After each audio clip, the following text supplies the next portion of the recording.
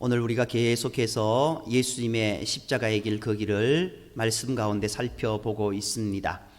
겟세마네 동산에서 기도하시고 내려오시자 가룟 유다와 대제사장들과 백성들의 장로들이 파송한 무리가 예수님을 잡으러 왔습니다. 결국 예수님은 가룟 유다의 배반으로 인해 붙잡히게 되고 오늘 본문 말씀처럼 공회 앞에 가게 됩니다. 예수님께서 가야바게로 끌려갔을 때 그곳에는 이미 산헤드린 공회원이 모두 모여 있었습니다. 대제사장들과 공회원들이 예수님을 칠 거짓 증거를 찾을 때 어떤 사람이 예수님을 가리켜 저 사람이 자신이 하나님의 성전을 헐고 사흘에 지을 수 있다고 말하였습니다. 그러자 대제사장이 예수께 그리스도인지 묻고 그렇다고 대답하시자 대제사장이 자기 옷을 찢으며 공회의원들에게 의견을 묻자 공회의원들이 이는 사형에 해당한다라고 말하고 예수님의 얼굴에 침을 뱉고 주먹과 손바닥으로 쳤던 말씀들이 앞부분에 오늘 본문의 앞부분에 나와 있습니다. 그런데 지금 이들이 하는 모든 행위는 불법을 저지르고 있었습니다. 예수님의 재판 과정에서 산헤드린은 7가지의 잘못된 절차적인 불법을 저지르고 있었습니다. 법이 어떻게 어긋났는지를 살펴보면 다음과 같습니다. 첫째는 낮에 재판을 시작해서 낮에 끝내야 하나 예수님의 재판은 밤에 시작되었습니다. 절차가 잘못됐다라는 겁니다. 두 번째, 6월절 기간에는 범죄 사건을 다룰 수 없었으나 그들은 6월절이 시작되던 날 밤에 예수님을 신문했습니다. 이것도 잘못되었다라는 겁니다. 세 번째로는요, 유죄 선고를 내릴 때에는 다음 날 선고하도록 되어 있었으나 그들은 그 자리에서 사형 선고를 바로 내려버렸습니다. 잘못되었습니다. 성전 구내에 있는 산헤드린 법정에서만 재판을 해야 하지만 이들이 지금 있는 곳은 어디입니까? 대제사장인 가야바의 관정에서 약식 재판을 진행하고 있는 겁니다. 한마디로 법정이 아니라 엉뚱한 곳에서 이제 그렇게 재판을 진행해 버린 겁니다. 증인 두 사람이 서로 연락을 하지 않은 채 와서 증언을 하도록 되어 있으나 이들은 그 자리에서 예수님을 죄로 몰아갈 증언을 할 자를 억지로 구해서 두 사람이 거짓 증언을 하도록 조장했습니다. 이것도 잘못되었습니다. 다음에 증인의 증언이 사실인지의 여부를 따져 거짓 증언이면 그들을 사형에 처해야 하지만 처음부터 예수님을 사형에 처할 목적으로 진행되는 재판이었으므로 그 증인이 참인지 거짓인지를 전혀 따지지 않았습니다. 잘못된 겁니다. 그리고 범인의 죄를 논하기 전에 먼저 피고인이 무죄임을 증명하는 변론이 먼저 진행되어야 했지만 처음부터 예수님에게 죄인임을 증거하는 말만 나왔습니다. 결국 이 모든 것들이 절차적으로 합법적으로 이루어진 것들이 아니었습니다. 한마디로 예수님을 어떻게 하면 죽일까 거기에 혈안이 되어서 자기들 산헤드린 이스라엘 최고 법정의 명예와 권위를 자랑하는 그들의 그 절차적 행동, 법적적인 모든 모습들을 다 무시하고 그런 일을 저질렀다라고 이야기하고 있는 겁니다. 이런 재판을 진행하면서 죄를 묻는 것이 아니라 처음부터 예수님에게 사형을 언도할 계획을 세워놓고 그 목적을 이루기 위한 과정으로 재판을 진행한 것이었기에 이런 일이 일어났습니다. 이로써 이들은 역사상 가장 거짓된 재판을 한 파렴치한 자들이 되었던 겁니다. 바울이 예수님을 믿기 전에 그는 예수님을 믿는 자들을 잡아 죽이는 일을 했던 사람이었습니다. 그는 그 일이 하나님의 뜻에 합당한 일이라고 여기고 그렇게 행동했었습니다. 이처럼 하나님의 뜻을 잘못 알면 그 하나님의 뜻을 잘 알지 못하면 파괴적인 일에 열심히 될 수 있다라는 겁니다. 내가 하는 길이 정말 하나님이 기뻐하시는 일인지, 아니면은 교회에 유익이 되는 일인지, 아니면 나라에 유익이 되는 일인지, 가정에 유익이 되는 일인지, 그것을 잘 판단을 해봐야 되는데 그것이 눈앞에 가려진 모습으로 되어버렸다는 겁니다. 그러기에 무엇을 하기에 앞서서 내가 하려는 그 일이 하나님 보시기에 정당한 것인지를 우리는 따져보아야 합니다. 그리고 그 일을 이루려는 목적이 무엇인지 따져보아야 됩니다. 내 유익을 위한 것인가? 아니면 공동체의 유익을 위한 것인가? 나만의 등 따시고 배부름을 위한 것인가? 아니면 우리 모두 하나님의 나라를 이루기 위함인가? 그것을 잘 따져보아야 된다는 겁니다. 내가 이룰 목표도 정당한 것이어야 하지만 내가 이루려고 하는 목표만 보고 그 과정을 보려 하지 않으면 이와 같이 우리도 진리를 무너뜨리는 악의 편의 선자들이 될 수 있다는 것 우리는 명심해야 합니다. 특히 내가 누군가를 비난할 때 내가 비난하는 그 일이 사실인지 아닌지를 먼저 따져보아야 합니다. 자칫하면 있지도 않은 일에 대하여서 비난하는 일이 될 수 있기 때문입니다. 우리 흔히 그렇지 않습니까? 어떤 이야기를 들었습니다. 정말? 정말 그래? 그런데 우리가 그 이야기들을 그대로 옮기지 않지 않습니까? 뭔가 한 가지를 덧붙인다든가 뭔가 가지를 빼버립니다. 그러면 그 모든 내용들이 호도되어버리고 오도되어버리는 그런 모습들을 보게 됩니다. 오늘 우리가 어떤 말을 할 때에도 신중해야 됨이 그런 모습입니다. 또 사실하여 보았더니 실제 있었던 일이었다고 할지라도 내가 그를 비난하는 일이 그 공동체 전체에 건강한 유익을 주는 것인지 아니면 그저 뒷담화에 불과한 것인지를 따져보아야 됩니다. 공동체 전체에 유익을 주는 것이 아니라면 조용히 있어야 됩니다. 그래야 하나님의 진노를 피할 수 있습니다. 불행히도 내가 속한 공동체가 두 편으로 갈라지는 불상사가 생겼다고 한다면 그 두 편 중에 하나님의 말씀에 합당한 신령한 자들이 누구인지를 판단해야 합니다. 쉽지 않습니다. 그러나 그 모습 가운데 정말 내 유익 쫓는 것이 아니라 내가 좀 친하다고 해서 그 편을 드는 것이 아니라 하나님이 보시기에 하나님의 말씀 가운데 무엇이 옳은지를 우리는 판단해야 합니다. 만일 어느 편이 주님 보시기에 더 합당한 자들인지 잘 알지 못하겠다면 이 편도 저 편도 가담하지 말고 조용히 그 공동체의 하나님됨을 위해서 기도해야 된다는 겁니다. 그렇기에 내 마음속에 담겨 있는 것, 말과 행동을 통해서 표현된다는 그것을 명심하고 우리의 삶의 모든 순간순간 하나님을 두려워하며 신중하게 행하는 저와 여러분이 되어야 될 줄 믿습니다. 대제사장과 서기관들, 바리새인들, 그들은 왜 주님을 몰라보았을까요? 성경을 잘 이해하지 못했기 때문입니다. 이 말은 참 어폐가 있지 않습니까?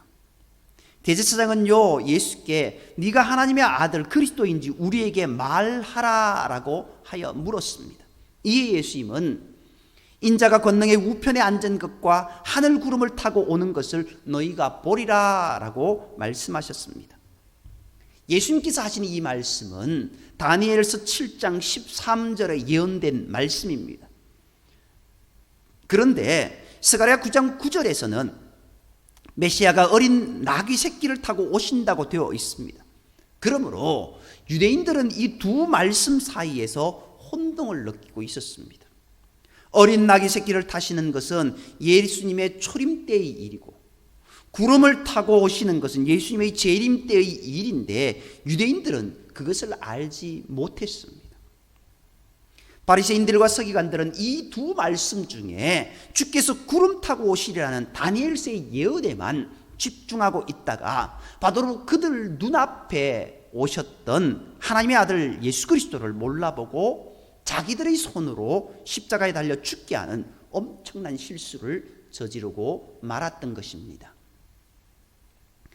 그것에만 집중하고 있는 동안 예수님께서 수많은 기적을 행하셔서 자신이 그리스도임을 알리셨으나 그것을 알아보지 못했던 것입니다.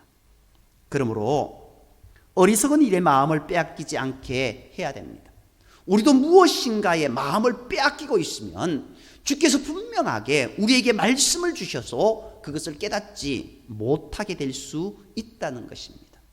특히 주님께서 다시 오실 때 그때가 가까이 왔다는 것을 알리는 신호로 여러 가지 징조를 보내주셔도 무엇인가 다른 생각에 몰두해 있다가 그 신호를 모두 그냥 흘러 보내서 어리석은 다섯 처녀처럼 졸지의 그날을 맞이할 수도 있다는 것입니다.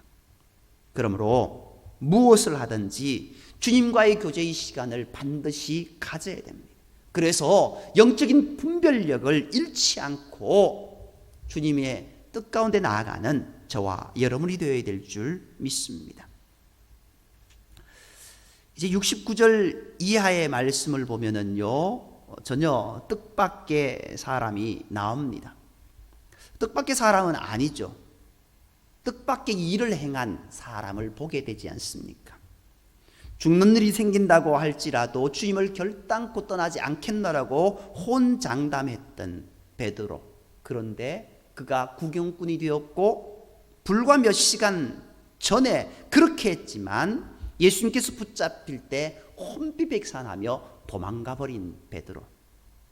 그래도 일말의 양심은 있었는지 멀찍이 떨어져서 대제사장의 뜰에 나오게 됩니다.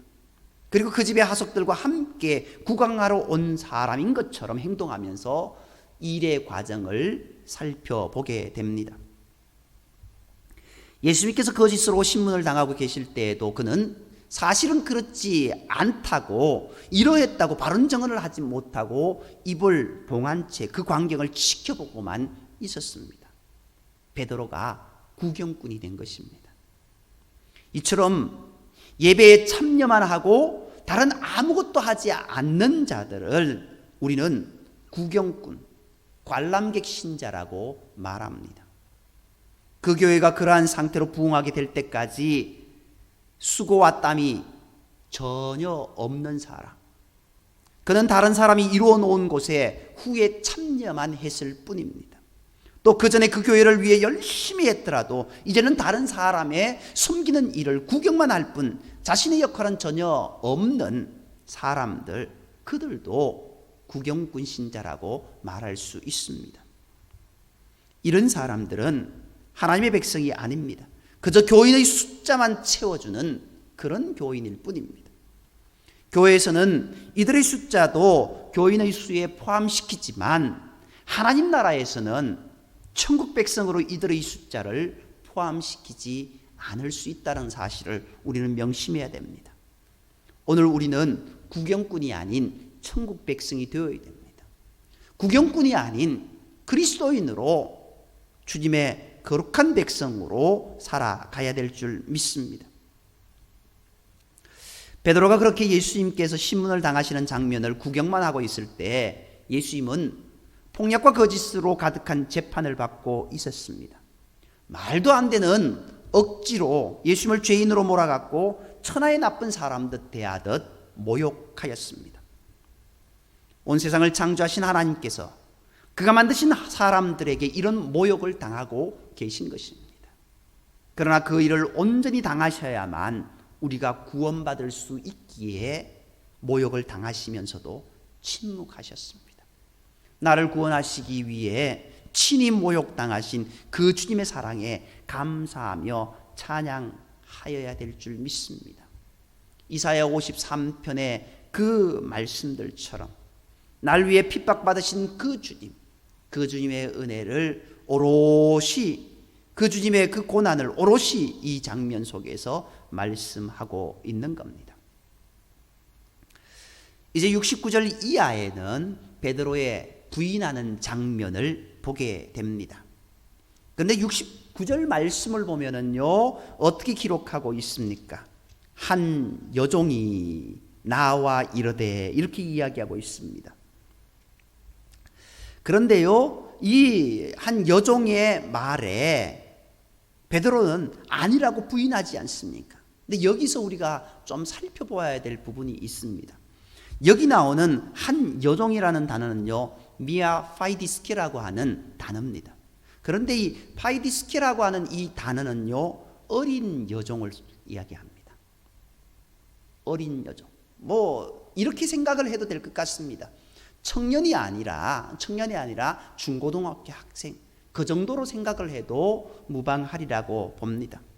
그런데 이 파이디스케라고 하는 이 단어가요, 어린 여종이라고 하지만 한 사람이라는 뜻이 있습니다.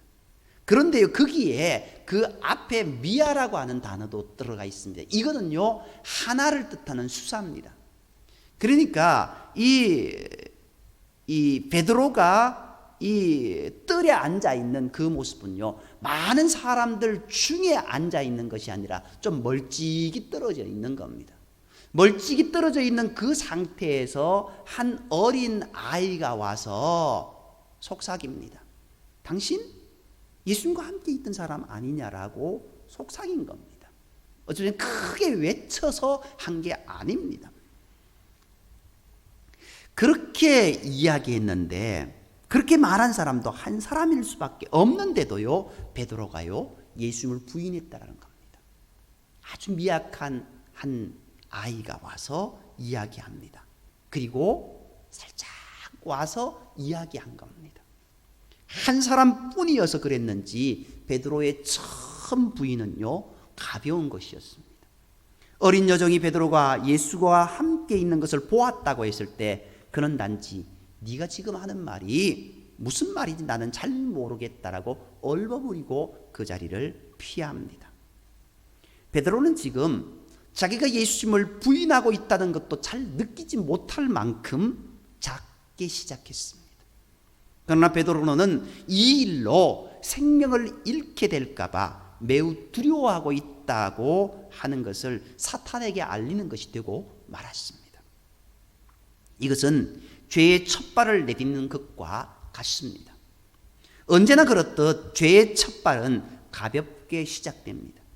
그러나 가볍게 시작한 그 첫 시작이 사탄에게 나의 약점이 무엇인지 공개한 것이 됩니다. 그러면 그 약점과 관계된 두 번째 공격이 시작되는 겁니다. 71절 이하에 보면은요, 이제 베드로의 두 번째 부인의 모습이 나옵니다. 두 번째 단계에서 베드로는요, 훨씬 대담하게 예수님을 부인합니다. 예수님과 자기가 전혀 관계가 없는 사람이라는 것을 입증하기 위해 예수님을 향하여서 입에 담지 못할 경멸의 단어를 사용하기까지 합니다. 그 사람을 알지 못하노라.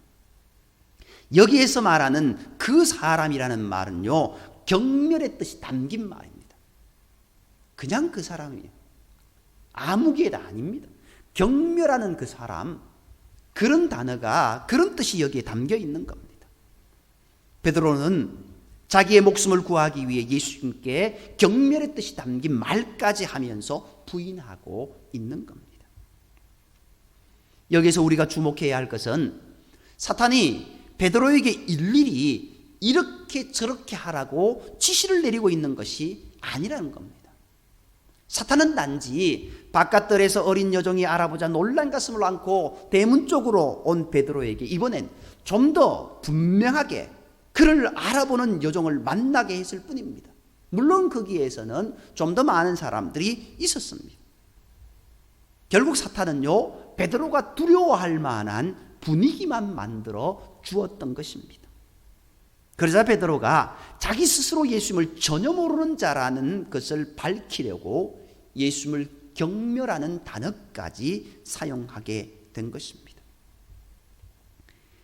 죄의 첫발을 디뎌서 일단 사탄에게 자기 약점이 공개되면 사탄은 그가 정신을 차리기 전에 그 다음 단계로 들어가도록 계속 옥죄어 들어온다라는 겁니다.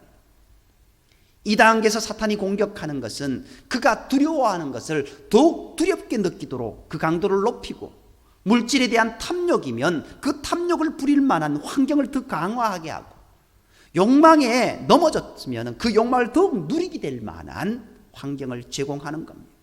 그러면 그보다 약한 단계에서도 넘어진 사람이 더 높은 단계의 두려움과 탐욕과 욕망을 이길 수 없는 것입니다. 이제 73절 이하에 보면은요, 세 번째 베드로가 부인하는 장면이 나옵니다. 먹이를 문 맹수처럼, 먹잇감이 죽을 때까지 입에 문 것을 놓지 않는 그 모습처럼 사탄도 마찬가지로 달려옵니다. 일단 사탄의 사냥감이 되면 그 사냥감이 완전히 파멸에 이를 때까지 계속 옥죄어 들어간다는 것을 우리는 명심해야 됩니다. 두 번째 단계에서 또 다른 여종에게 좀 더 분명하게 베드로를 알고 있다는 말을 들은 그는 곧바로 바로 곁에 있는 사람들로부터 베드로가 갈릴리의 사투리를 쓰고 있으니 예수님과 같이 활동했던 자임에 틀림없다는 말을 듣게 됩니다. 하지만 이 경우에도 단지 베드로의 사투리를 문제 삼았을 뿐입니다. 그러므로 베드로가 분별력이 있었다면 그렇게 두려워하지 않아도 되는 일이었음을 알게 되었을 것입니다. 맞지 않습니까? 6월절입니다. 이스라엘 백성들 그 절기에 예루살렘으로 찾아와 절기를 지키는 것 당연한 일입니다. 그래, 내가 갈릴리 사람이다, 절기를 지키려고 이 자리에 나왔다라고 하면은 그만일 모습입니다. 그러나 두 번이나 놀란 베드로는요, 그의 말투까지 알아보는 자가 나타나자 이제 완전히 분별력을 잃어버리고 극도의 공포에 빠집니다. 드디어 베드로는 만일 자기가 예수님과 조금이라도 관계가 있는 자라면 자기가 저주를 받을 것이라고 저주하고 맹세하며 예수님을 부인하기에 이릅니다. 다른 기록에 의하면 이때 베드로는 자기가 갈릴리 사람이 아닌 것처럼 발음을 하려 애썼다라고 기록하고 있습니다. 아무리 그러한들 그게 달라지겠습니까? 경상도 사람이 서울 가서 나 서울 사람이요 하면은 끝에만 요자 올리는 그런 것처럼 그게 어떻게 달라지겠습니까? 마치 베드로는 자기가 아닌 것처럼 그렇게 했지만 그것이 아닌 것 다 압니다. 베드로는 만일 예수님과 자기가 서로 아는 사람이라면 자기가 하나님께 벌 위에 벌을 내리시기를 원한다는 말까지 하게 됩니다. 결국 이렇게 베드로는 저주까지 하면서 맹세를 하여 예수님과 완전히 끊어지는 자가 되고 말았던 겁니다.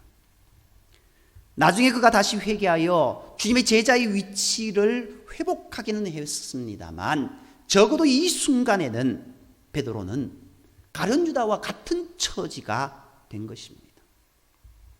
사탄이 베드로를 여기까지 끌고 오는데 불과 1시간도 걸리지 않았다라는 것 우리는 기억해야 됩니다.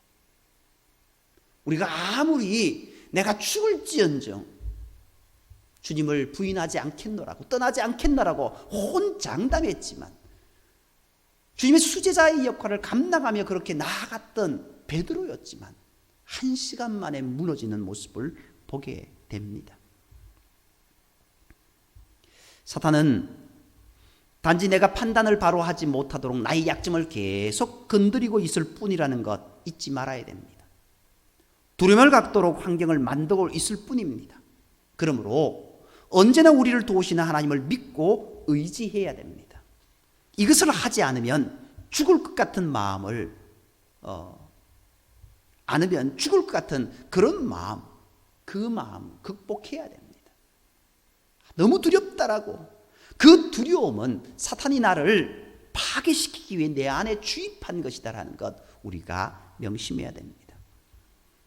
내 감정까지 작은 마음대로 활용하여서 우리를 파괴시키려고 하는 그 사탄의 무서운 관계를 꿰뚫어보는 분별력과 판단력을 가져야 됩니다. 제일 좋은 것은 죄의 충동이 일어났을 때 바로 그때 주님께 도움을 청해야 하는 겁니다. 그러나 머뭇거리다 그 시간을 놓치면 점점 더 이기기 힘든 상황에 빠지게 됩니다. 시간이 지나면 지날수록 갈등과 고통만 커질 뿐입니다. 그러므로 하루라도 빨리 주께 도움을 청해야 됩니다. 그 길만이 우리가 사는 길이다라는 것 명심해야 됩니다. 오늘 말씀 속에서 사탄이 베드로를 무너뜨리는 데 사용한 무기가 무엇이었습니까? 바로 두려움이었습니다. 육의 죽음을 영의 죽음보다 더 두렵게 느끼게 하는 것입니다. 육의 죽음은 보기에는 끔찍하게 보이지만 우리를 단 한 번밖에 죽이지 못합니다. 그러나 이 땅에서 하나님과의 관계가 끊어진 것을 말하는 영의 죽음은 지금은 우리 눈에 보이지 않아 그 두려움을 실감하지 못하지만 영원히 벗어날 수 없는 고통이고 파멸입니다. 그 두려움이 비교가 되지 않지만 사탄은 육의 두려움에 사로잡혀 영의 죽음이 얼마나 두려운지를 깨닫지 못하게 만들어 버립니다. 베드로는 지금 육의 죽음에 대한 공포 때문에 하나님과의 관계가 끊어지는 영의 죽음을 스스로 자초하고 있는 것입니다. 오늘 우리가 아무리 믿음 위에 굳게 서 있다고 할지라도 오늘 베드로를 한번 보십시오. 3년 동안 예수님의 말씀을 들으며 동고동락했던 수제자였습니다. 주는 그리스도시요 살아계신 하나님의 아들이십니다라는 위대한 고백을, 믿음의 고백을 했던 그런 제자였습니다. 그러나 그도 무너지는 것은 순식간이었습니다.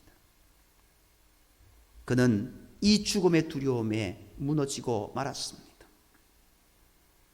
사탄이 가룟 유다를 이 무기로 무너뜨렸습니다. 그는 돈 욕심에 사로잡혔었고 또 열심당으로서 무력으로 로마를 물리치려는 생각을 끝내버리지 못했습니다. 가룟 유다는 돈 욕심과 자기 고집 때문에 예수님이 누구신지를 알아보지 못했습니다. 인류 최고의 스승이신 예수님과 3년 동안 함께 다녔지만 그도 그것을 깨닫지 못했습니다. 차라리 나지 아니었으면 좋았을 것. 그렇게 안타까운 주님의 고백을 들을 수밖에 없는 그런 인생이 되고 말았지 않습니까? 오늘 우리는 어떤 삶을 살아가고 있습니까? 혼장담하고 그렇게 살아가고 있습니까? 아니면 내 믿음이 최고라고, 내가 하나님을 제일 잘 섬긴다라고 그렇게 고백하고 나아갑니까? 그것도 한 시간 만에 무너질 수 있고 3년 동안 걸어왔던 그 모든 길들이 순식간에 무너질 수 있다는 것, 이 말씀을 통해서 우리가 바라보아야 됩니다. 오늘 저와 여러분이 장담만 하는 것이 참 믿음이 아닙니다. 장담은요, 참 믿음이 아니라 헛된 것이다라는 것을 오늘 이 베드로를 통해서 보게 됩니다. 그리 오랜 시간이 걸리지 않았습니다. 예수님과 영원히 결별하는 무슨 말을 내뱉고 마는 그 베드로, 오늘 우리도 그렇게 될 수 있다라는 겁니다. 마지막 때도 이와 같습니다. 예수님께서 오시기 전 마지막 때의 대혼란의 시기에 바로 이런 시험이 이 땅에 있는 하나님의 사람들을 흔들 것입니다. 마태복음 24장 24절 말씀을 보면은 거짓 그리스도들과 거짓 선지자들이 일어나 큰 표적과 기사를 보여 할 수만 있으면 택하신 자들도 미혹하리라. 택하신 자들도 미혹한다라고 이야기하고 있습니다. 안 믿는 자들을 미혹하는 것이 아니라 택하신 자들도 미혹하리라고 분명하게 선언하고 있습니다. 나는 하나님의 택하신 자녀고 하나님의 택하신 받은 백성이라고 우리는 스스로 자부합니다. 그렇게 기도합니다. 그렇게 감사하며 고백하며 나아갑니다. 그러나 성경은 우리에게 말합니다. 너도 넘어질 수 있다라고. 그때 수많은 사람들이 주님을 떠나 배교하는 일이 일어난다라는 겁니다. 혹은 두려움 때문에, 혹은 자기의 이기심과 탐욕과 자기 고집 때문에, 혹은 세상의 욕망의 유혹을 이기지 못해서 주님을 스스로 떠나는 자들이 수도 없이 일어날 것입니다. 그때 나도 떠나시렵니까? 그때 우리도 떠나려고 하는 그런 모습이 있을 수 있다는 것, 그렇게 우리는 어떻게 해야 됩니까? 말씀을 되돌리면 어떻게 할까요? 겟세마네 동산에서 예수님이 십자가에 달리시기 전에 마지막 기도의 시간을 가지십니다. 그때 베드로와 그 제자들에게 하신 말씀이 어떤 말씀입니까? 잠시도 기도할 수 없느냐?